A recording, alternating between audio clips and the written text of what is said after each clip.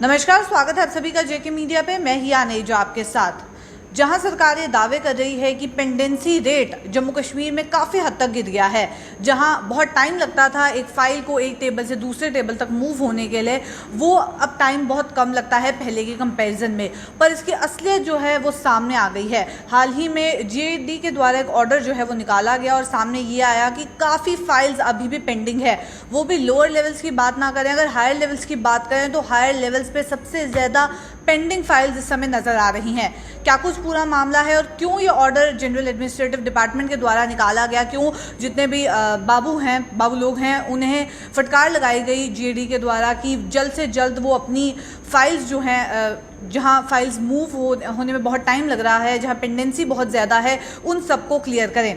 अब बात करते हैं एनुअल परफॉर्मेंस रिपोर्ट की। एपीआर हर एक सरकारी मुलाजिम को जम्मू कश्मीर में जो है वो सबमिट करवाना होता है। जितने भी Jammu and Kashmir administrative services के मेंबर्स हैं उन्हें एपीआर हर साल अपना सबमिट करवाना होता है। और इसी के चलते 2020-21 की बात करें तो लगातार सरकार ये ऑर्डर जो है वो जारी कर रही है कि जितने भी मुलाजिम हैं वो अपना एपीआर जल्द से जल्द सबमिट करवाएं।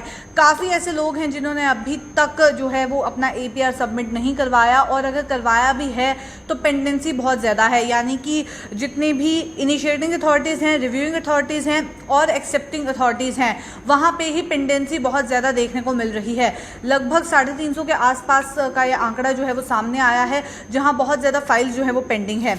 इसी के चलते आपको बता दें कि जेएनके स्पैरो प्लेटफॉर्म के थ्रू हर एक एम्प्लॉयर को जो है वो अपनी एनुअल परफॉर्मेंस रिपोर्ट यानी कि एपीआर फाइल करनी थी, जिसके चलते एक ऑर्डर जनरल एडमिनिस्ट्रेटिव डिपार्टमेंट के द्वारा निकाला गया, गवर्नमेंट ऑर्डर नंबर 581 जेके जीएडी 2021, जो कि 6 जुलाई 2021 को निकाला गया, ताकि जितने भी एम्प्लॉयज़ हैं वो 2020-21 सेशन के लिए अपनी एपीआर्स जितनी भी हैं वो फाइल कर दें।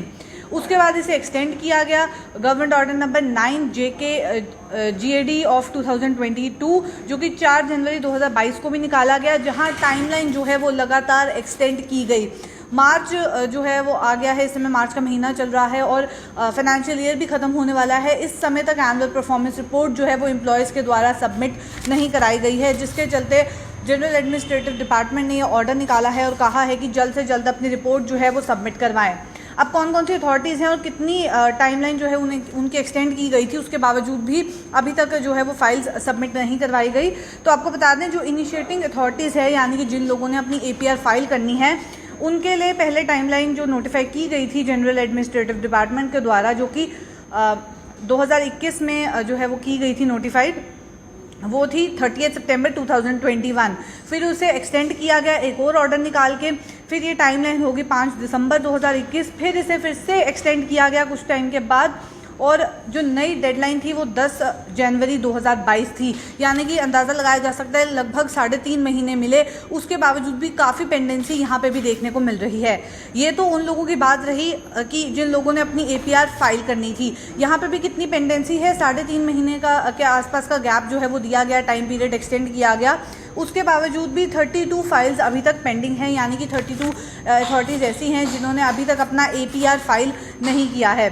अब बात करते हैं रिव्यूइंग अथॉरिटीज़ की, यानी कि उनके पास जो इमीडिएट सीनियर्स हैं जहां पे फाइल जानी थी, अगर वो एपीआर अपना सबमिट करवाते, उनके लिए जो पहले टाइमलाइन सेट की गई थी वो थी 15 नवंबर 2021। फिर उसे एक्सटेंड किया गया, 5 दिसंबर 2021 किया गया, उसके बाद 10 जनवरी 2022 किया गया। लगभग 2 महीने का टाइम पीरियड यहाँ पे भी दिया गया। और पेंडेंसी रेट की अगर बात करें तो लगभग 76 फाइल्स यहाँ पे भी पेंडिंग हैं। इसके बाद बात आती है एक्सेप्टिंग अथॉरिटीज़ की।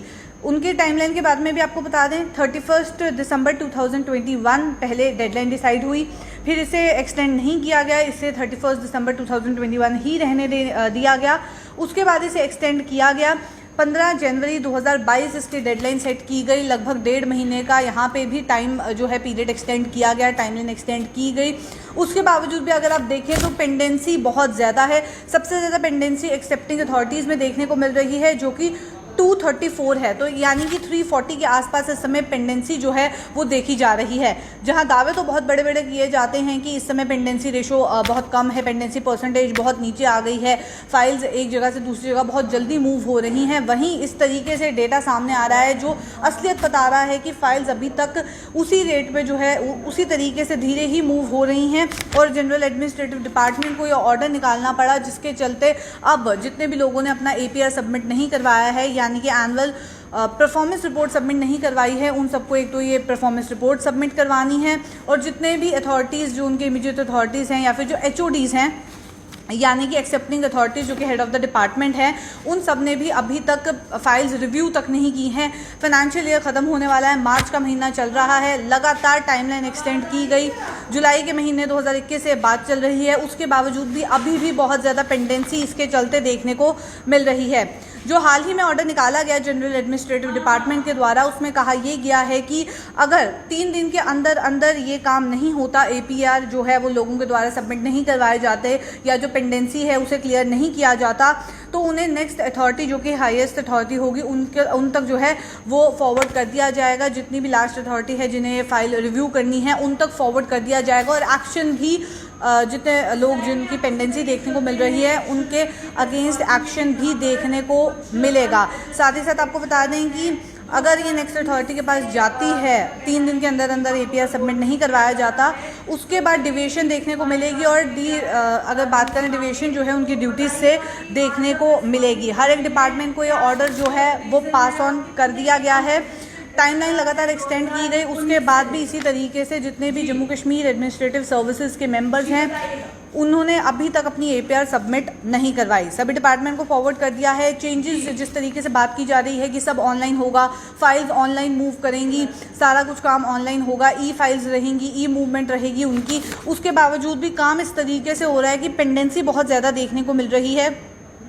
बोला ये भी जा रहा था कि जितनी भी एक्सेप्टिंग अथॉरिटीज़ हैं वो गवर्नेंस के ऊपर फोकस करेंगी। गुड गवर्नेंस की बात जम्मू कश्मीर में की जा रही है, ऑनलाइन आप अपनी एप्लीकेशन ट्रैक कर सकते हैं, पर उसके बावजूद भी रियलिटी इस समय इस ऑर्डर के थ्रू जो है वो सामने आ गई है कि हायर लेवल अथॉरिटीज़ की बात करें तो सबसे कम चेंज वहीं पर देखने को मिल रहा है। तो चलिए फिलहाल का बड़ा अपडेट यही, ऐसे और अपडेट्स लेके फिर मुलाकात करूँगी। अभी के लिए दीजिए इजाज़त, नमस्कार।